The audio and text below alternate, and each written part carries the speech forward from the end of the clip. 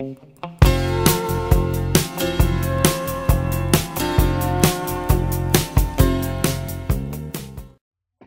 it's Gypsy. Well, this week we're talking about the Justice card, which is the 12th card in the tarot, and it is number 11. As you can see here, depending on the deck, this is the one that got switched with the Strength card in the older decks, and Arthur Waite changed that. And actually, in this chapter, when I was reading in Rachel Pollack's 78 Degrees of Wisdom, I read a little passage that kind of shed some light on why he may have switched those cards, at least from the perspective of this being number 11. One thing I noticed that was the most common denominator among all Justice cards, not all of them, but just about every Justice card, was that there was a set of scales. In Rachel Pollack's book, she actually talks about the scales being the balance of dark and light, of, left and right, right and wrong, up and down, that significance, or opposing energies, and the importance of them being in balance with everything else. And so that kind of leads into the reason why this may have been moved to the 11th card rather than the 8th card, is because being 11 puts it right smack dab in the middle of the major arcana cards, there being 22 of them. So that is something to consider. Now, why he switched it with the Strength card and not another one, we'll never know. But now I can understand why Justice was possibly moved to position 11 in the tarot, or the 12th card. I gave a bonus point if the sword is pointing up, because I noticed that not all of them did that. That does have special significance in this particular deck, according to Rachel Pollack. Whether other artists felt the need to represent it sword up, or sword down, that did kind of vary. Rachel Pollack writes, I'm just going to read it right out of here: "The sword, an emblem of action, points straight upward, indicating both resolve and the idea that wisdom is like a sword, piercing through the illusion of events to find the inner meaning. Two-edged, the sword signifies choice." So that is something that I really, paid attention to as I was looking through here. I've always noticed the sword and the scales, but, this definitely brought to light, their significance even more so than I had really thought about it on a broad level before. We also see in this card that there are two pillars, just like we saw with the what card? That's right, kids, High Priestess. And you see that veil hanging back there. So we see a combination of the High Priestess, and what other card does this remind you of? Magician, maybe?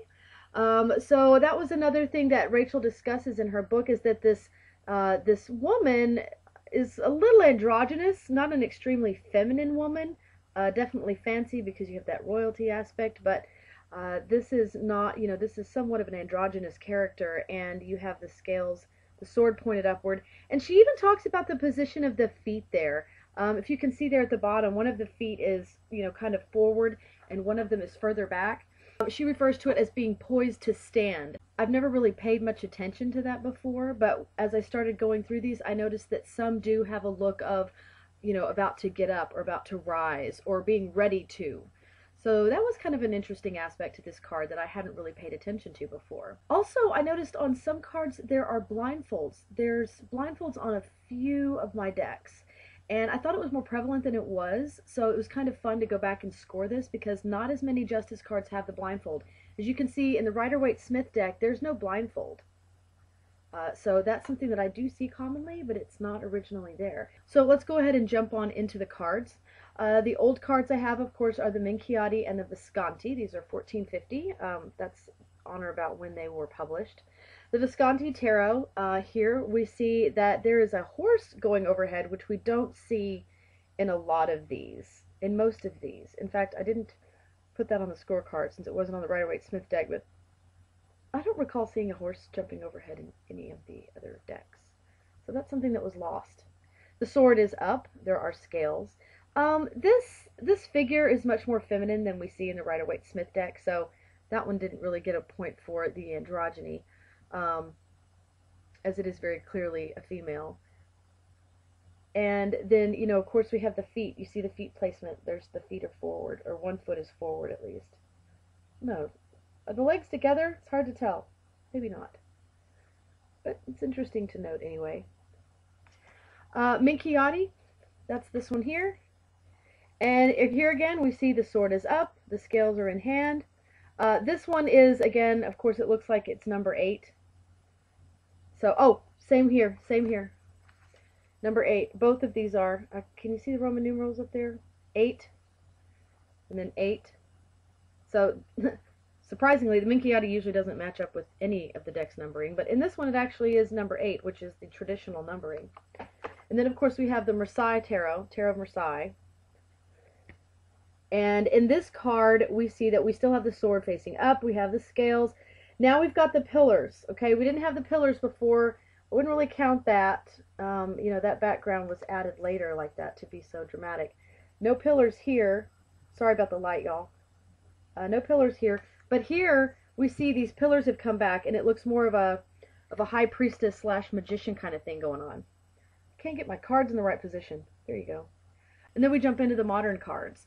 We can definitely see how the Marseille Tarot influenced the Rider-Waite-Smith Tarot much more so than any of the other prior decks. We see a lot of similarities in between those two. In fact, the Marseille Tarot got 8 out of 9 possible points for that, because the only reason it didn't is because of the numbering, because this is numbered number 8, and the other is, the Rider-Waite-Smith is numbered 11. So that's the only difference that I had recorded on my scorecard. So definitely some influence from the Marseille Tarot when it comes to the Rider-Waite-Smith Tarot. Alright, on to the modern decks. The highest scoring one was, you want to guess? Illuminati Tarot. Here is another beautiful rendition of yet another Major Arcana card by Eric C. Dunn. Here we have all the classic stuff. We've got a sword. Well, let's start with the beginning here. Number 11, Bagoosh. Then we have the androgynous, well, okay, though this one did not get points for the androgyny thing, because that is very clearly a woman. There is no doubt about it. So, no point for androgyny. No point for the feet either. The feet are not showing. But she does have a sword. It is pointed upward. She does have the scales. She has the veil behind her. She has the 2 pillars, making it look like it has the magician meets the high priestess aspect to it. Super bad. Super bad. Now, I never really thought of the Justice as like a super bad card, but now that I'm looking at it this way, it's pretty awesome. I like this card. I like it a lot more now. Not that I didn't like it before. It was just kind of one of those cards that was just part of the tarot. I didn't really like it or dislike it, but I've got a new appreciation for it now. So yeah, and of course there's no blindfold. This is one of the ones traditional, no blindfold. Illuminati Tarot. Next we have Tarot of the Magical Forest, which is also usually a pretty weighty deck. This one is no different. We don't really have the pillars and the veil in the background, but I think I gave half credit because there is, you know, that backdrop looking thing. But there's the sword, there's the scales. They're kind of hard to see. You know, again, this one could be considered more androgynous, although I'm going to argue it still looks pretty female to me. So I don't think I gave points for that. No, it's an alligator. I mean, it doesn't look extremely feminine, but I don't know. Anyway, there's the second place. Then we have Paulina Cassidy's Joie de Vivre Tarot. This one got 6 out of 8. In fact, the next 3 cards will have scored 6 out of 8. So here's the Joie de Vivre. Now, here we see our scales. She does have a sword that's pointing upward. I gave partial credit. If you look on the sides here, there are these tendrils that are coming up that are definitely representative of the pillars. So I let them have that. The Joie de Vivre Tarot also is not wearing a blindfold. Love the imagery here, though. Oh, I'm getting too far away. And then next is Paulina Cassidy's Paulina Tarot. So she got the same score on both of her cards. Again, we have these viney tendrils up the sides that make you think of the pillars. And then even though it's not really a veil, you have this sort of a sun kind of a passageway in the background. And so I gave partial credit for that. And then of course she does have a sword. She's holding it upwards. And then she does have scales over here. You can see the, where is it? Right here. The scales hanging down. That's a crazy eyeball in there. Lots going on in this card. This video doesn't do it justice. The next two were Visconti and Minchiati, which we already went over, so we'll go to the 5.5 points. So we'll go to Steampunk, which is Archaeon, and this is a pretty cool Justice card, and I cannot help but notice that there's no sword. She has her tarot cards. Nice twist. Nice twist. Here she's throwing down cards. She does have her scale, and interestingly enough, she looks like she's got some gemstones on here versus a feather. And it's on this little mechanical looking scale thing. Also definitely a woman. But the pillars and the veil are there, so you do have that high priestess thing going on there. I really like that version of this card. Next we have the Tarot of Dreams by Ciro Marchetti. And this one is another, you know, pretty cool. This one looks more androgynous in the face, but the armor there's got me thrown off. I don't know if that's working for me. The scales are there, and then you see, you know, it's not a sword, but it's a sword like reminiscent of a sword shape. So that's there, but it is pointing down, not up. We don't see the feet at all. We do see sort of a passage or a gateway looking kind of space in the background. Not exactly the pillars and the veil, but the same idea. So, you know, that captures the essence of the Rider-Waite-Smith Tarot. Shadowscapes Tarot. Now here's the reason why. Here's the reason why I gave partial credit for having the sword up, because it's actually a feather, not a sword. If you are familiar with this deck, you'll know that the suit of swords is represented with a lot of birds in it, and feathers, which are connected to air, which is the element of the sword suit. So that is something there that, you know, she did a little differently in her representation that I really like. Again, she still has the scales. She has the butterflies around them, signifying change, I guess, because, you know, in order to maintain balance, things are always changing a little and adjusting here and there. So that is the Justice card for the Shadowscapes Tarot. I think it's beautiful. I love a lot of their cards. I've said that already. Deviant Moon. Borderless Deviant Moon. Here it is. Now, this one is bad. She's got two swords. And even though she does not have a set of scales, we still get the sense of balance because there's two swords, one on each side. There's other things going on here with this fist, and there seems to be like a baby alligator or some sort of a swimming reptile underneath the robe. Pretty creepy. Adds a little extra element to it. I guess, you know, the idea there is that no one escapes the wrath of justice. She will squish you like a fish. The Hobbit Tarot. This one has scales, y'all. I know. I was shocked. I half expected to just see a bowl of water or something. I was really happy to see some scales and a sword. Holy cow. Everybody stop. Shut the front door. We have sword and scales in the Hobbit Tarot. How traditional of them. But yes, we see Bilbo there with, I'm assuming, is Gandalf or one of the dwarves, I'm not sure, having a little chit-chat, learning some wisdoms. Learning some wisdoms. I'm tired. Tarot of the Vampires by Ian Daniels. Now this is a cool one. She's hot, y'all. She is hot. She's got her sword. It is pointing down and it's sheathed. She has the scales obviously right there above her head. We definitely have a sense of balance in this card. The way that her arms are positioned, the way that she's looking straight on. Just, you know, the asymmetry of her stance, but yet there's still symmetry to her figure. Does that make sense? Not making any sense? Classy depiction. I really like this. I think it's nice. Not gonna lie. Legacy of the Divine Tarot by Ciro Marchetti. Here we have two figures instead of just a regular one figure. And we see here that one is holding a sword and one is holding scrolls, both sort of a representation of knowledge, intellect, logic, that sort of thing. Now these girls are blindfolded. They do not have regular vision. They see past the BS. One is dark, one is light, also showing balance. We also have the yin-yang in the middle. They basically are the scale. So that's something that's kind of a cool, unique aspect to this card, is that the figures actually represent the scale, the balance. So, very nicely done. 0. Archaeon Tarot by Timothy Lance. This is a shiny card. Sorry for the glare. Not really blindfolded, but definitely the eyes are obscured. You cannot see their expression completely.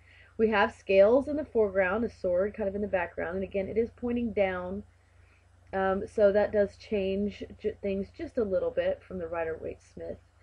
I like this representation, though. It's kind of quiet, and I think the fact that it's got, you know, obviously compare it to the Rider-Waite-Smith, you have a whole huge difference in colors there. We've got a lot of red and action, and this one's more like moon feeling to me, which is, you know, depending on if you're doing shadow work, that'd be a great deck for that. Next we have the Hidden Realm Tarot, and here we have our beautiful fairy. I love this card. This is one of the ones from this deck that I really like a lot. She does have her sword down, and she's holding it with both hands. We also see a feather there, which I personally see to represent as logic, swift decisions. Just, you know, I love the look on her face. She's very serious. She takes her post very seriously. I think it's just absolutely beautiful, though. The Vertigo Tarot, as usual, totally weird. This is kind of spooky looking. But anyway, you have the mask there, the hidden, you know, the hidden faceless person. You do have scales. There's kind of like a newspaper article type thing in the background there. Like, you can see there's pages pulled out of a book or something. Knowledge. You know, it represents knowledge, law, perhaps. I do not see a sword of any kind. Oh, and in the scales, I didn't notice that before, are eyes. So there's no eyes here, but they're here. Very, very creepy. They're even below as well, if you see them down there. So, always watching. Yeah. 1977 All Camino. This one's kind of cool because it maintains the old numbering. So you see the number 8 right there. I like that. Now this one's not my favorite Justice card. It's a cool picture, and again, if it was a poster, I wouldn't mind having it on the wall. It says, "Tonight we drink in Valhalla," and she's on kind of a pile of bodies there with the sword. I don't want to say that I don't like it, because I do like it. I like the picture. It's just maybe it doesn't carry all of the same symbolism that I really want to see in my Justice card when I'm reading for someone. So maybe that's what it is. I love the picture and I love the artwork, and even as a, you know, as a slide to represent Justice, yeah, I could see it. But if I'm reading tarot, probably would rather go with. This isn't a deck I'd use to read for people, but I love the artwork. She's got the sword there. There's no scale. You know, and I guess the sense of balance there is that she's, you know, lighter. She's the concrete, more representative of like the gravestone or the angel that guards the, you know, the guardian angels that sit over the graves. And then of course we have the dead bones that are all decaying and nasty underneath. So definitely you still have that sense of balance. I mean, you could, you know, if you're in the right mindset, it's a great Justice card. It's just not for me. Bohemian Gothic is next, and this is a very different Justice card. This doesn't have a woman, there's no sword, there's no scales, there is literally a judge. Did I say judgment card? This Justice card is a little bit different. This one doesn't have a sword, it doesn't have a scale, it actually has a judge that is standing there with the Book of Law. And then you see this guy here in the background, and I'm not really sure if he is supposed to be like an assistant of some sort, or if he is the condemned or the accused. I don't know what his status is. I don't know why he's standing there like that. Maybe that is a religious figure, and he is standing here with the law, and maybe there's a conflict or a converging of these two perspectives. I could go with that. But I mean, it's cool. It's a, you know, it's Bohemian Gothic. They're going to be different. Then we have the Gilded Tarot by Ciro Marchetti. This is the third one of his that I have here in this series. And here she's blindfolded. We see a blindfolded Justice card. There is a sense of balance because she has both of her hands up, and then, you know, of course, this light is shooting down into the middle, making a sacred triangle. We do see the scales there. There's no sword, but again, the shape of this scale kind of gives that feeling of a sword-like structure. So it kind of encompasses both in one. It's a really pretty card. Gilded Tarot is a pretty deck. It's very graceful looking. Then we have the Inner Realm Tarot, and I'm happy to say that this one had a scale, and I kind of like this. This is another one of those ones that I can get with. This is conscience, truth, balance, equality. And that's the message that it has on this card. And I really do like this Inner Realms Tarot card. I like their representation of justice. This one I can definitely work with, and I think it's really pretty to look at. So I like that one. Steampunk Gods of the Machine. That one, again, that one's kind of weird. This one is blindfolded. She's got kind of a mad tea party thing going on there. Of course, there's this head in the background that's got, you know, that's under construction. And then we have a feather again, and that's something that I've seen in a lot of these cards.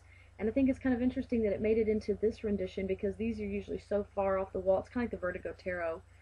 They really go their own way with these. But here we see that she, you know, she does have this little thinking cap on over her eyes, but she's got birds flying around her and this feather above her, which, you know, signifies, you know, deep, clear thought, decision making, swift decision making, but just. So I think this is a pretty cool. It's cool. I can't wait to work with this deck. I really haven't worked with this deck, so I'm only seeing the artwork and I haven't read anything about it. I'm holding out. Some of these cards kind of freak me out. Some of them I don't get at all. Some of them are just awesome. Last we have the Wildwood Tarot, and this one also maintained the number 8, as you can see right here. This is called the Stag, and he doesn't have a sword, but he does have a hatchet, and he doesn't have a scale, but he does have his shield. And if you look on the shield there, you definitely get a sense of balance. You have the growth and the green on top, and then you have the roots that are planted that keep it firm in the ground at the bottom, and above and below sort of a representation there. So you still have the aspect of having a scale. This is a beautiful tarot deck, and I'm totally looking forward to working with this one in more detail. Like the Steampunk Gods of the Machine, it's its own kind of system, so I haven't really gotten into it the way that I want to, but it's coming. So that's what I have for the Justice card for you guys this week. I apologize for it taking so long between videos, but just life is just getting away from me, and I can't get it all done, and this takes back seat. So, but I'm back, and I hope you guys enjoyed it, and I will see y'all next time.